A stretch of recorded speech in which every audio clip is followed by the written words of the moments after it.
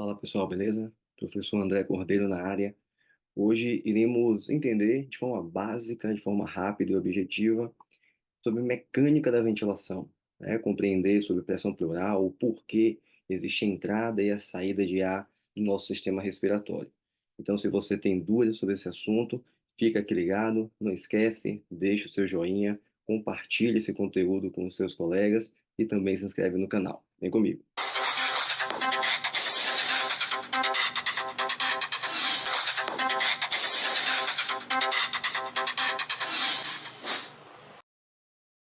Pois bem, gente, o primeiro ponto é diferenciar aqui o que é ventilação do que é respiração. Então, ventilação é o processo mecânico, é a entrada e a saída de ar do sistema respiratório. Já a respiração, ela acontece a nível celular, a nível tecidual, né? Celular principalmente. Então, existe essa diferença. Tanto é assim que o aparelho que existe lá na terapia intensiva é um ventilador mecânico, visto que ele tem a função de colocar o ar dentro do sistema respiratório. E essa mecânica, ela vai acontecer principalmente por uma diferença de pressão. Então, para que o ar entre ou para que o ar saia, tem que existir um gradiente de pressão ou uma diferença de pressão. Um lado tem que ser maior do que o outro. Então, fisicamente falando, para que exista movimento de um fluido ou do ar, precisa existir essa diferença de pressão.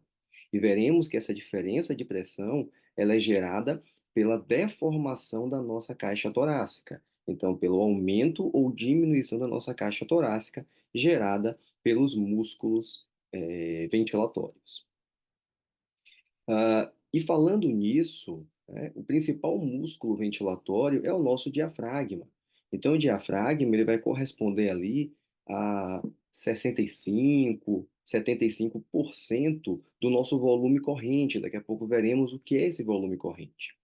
Portanto, durante uma inspiração, o nosso diafragma ele desloca em sentido caudal. Também existirá a contração dos músculos intercostais externos. Isso faz com que o volume da caixa torácica aumente, a área da caixa torácica aumente. E se lembrarmos também lá da física, pressão é força sobre área. Portanto, se a área aumenta, a pressão tende a diminuir. E como a pressão atmosférica ela sempre será maior e a pressão interna ela ficou subatmosférica, iremos compreender daqui a pouco um pouco melhor sobre isso, existirá o influxo de ar. A expiração é exatamente o oposto. Durante a expiração, o nosso diafragma está retornando para a sua posição inicial, né, desloca em sentido cefálico. Os intercostais agora internos também fazem com que a área da caixa torácica diminua, o volume torácico, portanto, cai, e isso faz com que a pressão se torne acima da pressão atmosférica, favorecendo a saída do ar. E esse aumento e essa diminuição da caixa torácica podemos entender através de dois movimentos, tá? O movimento de alça de balde e o movimento de braço de alavanca ou braço de bomba. Então, esse primeiro aqui é o movimento de braço de alavanca ou braço de bomba. O que que acontece? Ele ocorre nas primeiras costelas. Então, quando os músculos intercostais, escalenos, o ECOM, eles contraem, como eles possuem inserção ali nas primeiras costelas, eles puxam, elevam essas costelas. Então, aumentam o diâmetro antero-posterior da caixa torácica. Já quando pensamos aqui nas últimas costelas, essas últimas costelas, principalmente sob a ação do diafragma, elas tendem a gerar um movimento lateral, expandindo lateralmente. Isso favorece também o aumento da caixa torácica, e esse movimento lateral conhecemos como alça de balde. Então, outra lei muito importante é a lei de Boyle. Perceba que nessa imagem aqui eu tenho uma área e cinco moléculas aqui dentro. Isso gera uma pressão. Nessa imagem lateral, a área diminuiu. Eu continuo tendo cinco moléculas. Mas como a área diminuiu, o choque entre essas moléculas e o choque das moléculas com a parede, né, do recipiente tende a aumentar a pressão. E é exatamente isso que acontece no nosso sistema respiratório. Quando a nossa caixa torácica ela aumenta, o choque entre essas moléculas diminui e, consequentemente, a pressão cai, ela fica subatmosférica, o ar entra. Quando nós expiramos, a área diminui, o choque se torna mais intenso e a pressão aumenta. Isso favorece ao gradiente pressório. E o que é pressão pleural? Lembre que existem duas pleuras, a pleura visceral e a pleura parietal, e dentre essas duas existe um líquido, né, que é chamado de líquido pleural. Então, a pressão pleural é a pressão do líquido no estreito espaço entre a pleura visceral e pleura parietal. Essa pressão, normalmente, pensando ali, né, na situação de repouso ou no início da inspiração, é de cerca de -5 centímetros de água.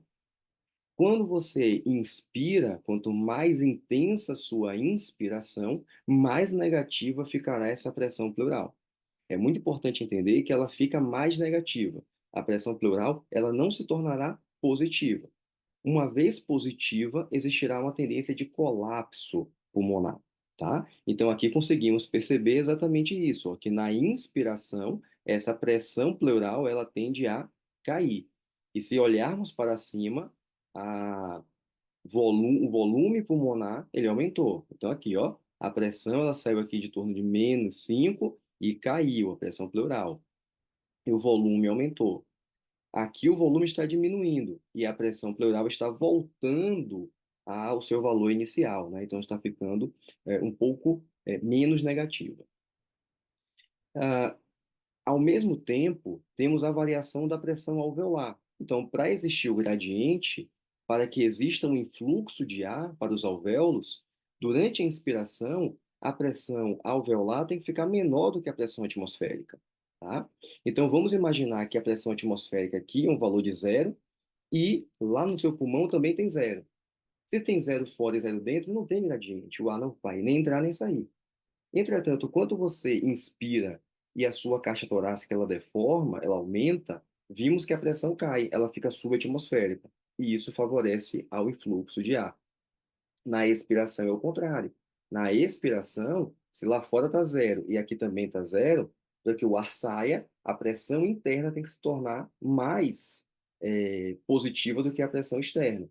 Então, quando os músculos começam a relaxar, então lembre que a expiração tranquila, ela é um movimento passivo. Então, é o diafragma que contraiu na inspiração que está retornando à sua posição inicial. Isso faz com que a área da caixa torácica diminua. E se diminui a área, aumenta a pressão, favorecendo a saída do ar. E esses dois conceitos levam ao último, que é o da pressão transpulmonar. Então, a pressão transpulmonar é igual à pressão alveolar menos a pressão pleural. Ou seja, toda vez que eu quero aumentar o volume pulmonar, ou negativo a pressão pleural, ou aumento a pressão alveolar. Isso é muito importante quando falamos de terapia de expansão pulmonar, porque alguns recursos, como por exemplo os incentivadores inspiratórios, eles levam à negativação da pressão pleural. E outros recursos, como por exemplo o CPAP, ele aumenta a pressão alveolar. Independente, isso levará ao aumento da pressão transpulmonar e aumento do volume pulmonar. E para finalizar, temos que observar aqui os volumes e capacidades pulmonares.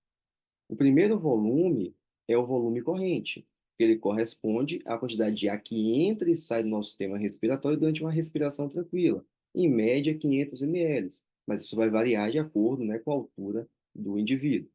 O segundo volume é o volume de reserva inspiratório. Então, eu estou aqui respirando tranquilamente, mas se eu quiser realizar uma inspiração máxima, eu consigo, utilizando meu volume de reserva inspiratório. Também existe o volume de reserva ex, exato oposto. Então, estou respirando tranquilo. Se eu quiser soltar o ar, também consigo, utilizando esse volume de reserva. Existe ainda o volume residual, é aquele volume que permanecerá no seu pulmão mesmo após uma expiração forçada, em média aí 1,2 litros. E as capacidades? O que são capacidades? Soma de dois ou mais volumes.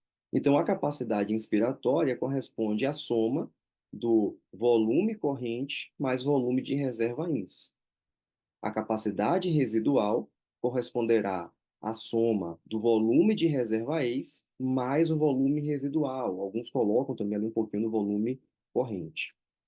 Capacidade vital é a soma do volume de reserva ins mais volume corrente mais volume de reserva ex. E a capacidade pulmonar, a última capacidade, corresponde à soma de todos os volumes. Volume de reserva ins, volume corrente, volume de reserva ex mais o volume residual. Beleza, gente? Então espero que vocês tenham gostado dessa videoaula, tenham aproveitado bastante esses conceitos básicos sobre a mecânica ventilatória. Entendemos aqui o porquê existe a entrada e a saída do ar do nosso sistema respiratório, a pressão transpulmonar e os principais volumes e capacidades pulmonares. Então, se você gostou desse conteúdo, deixa aí o seu joinha, se inscreve no canal e compartilha com seus colegas que também estão precisando desse tipo de videoaula. Tá bom? Até a próxima.